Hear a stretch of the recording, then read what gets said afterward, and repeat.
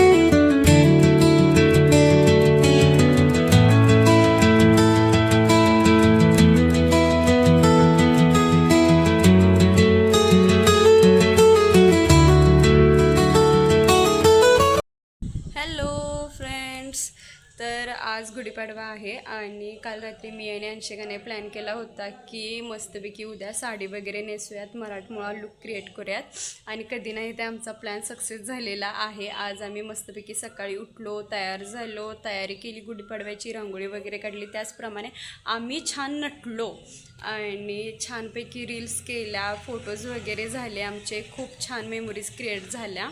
आणि फक्त मिरवून तर चालणार नाही, आज गुढीपाडवा आहे, पुरणपोळी तर करावीच लागेल आणि पुरणपोळी मला येत्या बनवता असं मला तरी वाटते.